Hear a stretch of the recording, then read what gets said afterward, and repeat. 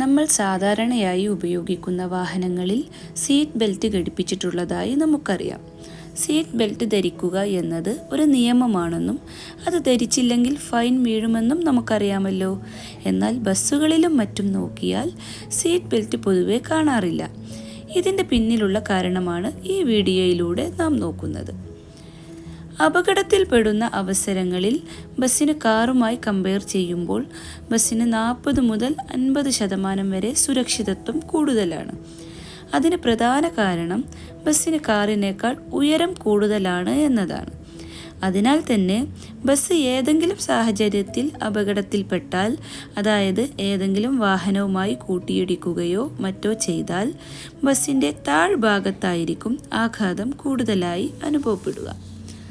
അതിനാൽ തന്നെ ഈ ഇടിയുടെ ആഘാതം ബസ്സിലുള്ളവർക്ക് വളരെ കുറഞ്ഞ രീതിയിൽ മാത്രമേ അനുഭവപ്പെടുകയുള്ളൂ.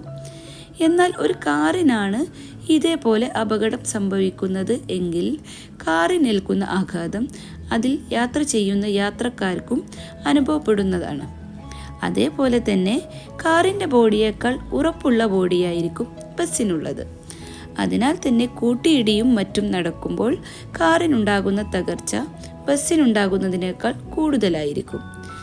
അപകടത്തിൽപ്പെടുന്ന അവസരങ്ങളിൽ ചെറുവാഹനങ്ങളുമായി താരതമ്യം ചെയ്യുമ്പോൾ ബസ്സിനുള്ള ആഘാതം കുറവായതിനാലാണ് ബസ്സിൽ പൊതുവെ സീറ്റ് ബെൽറ്റ് കാണപ്പെടാത്തത്.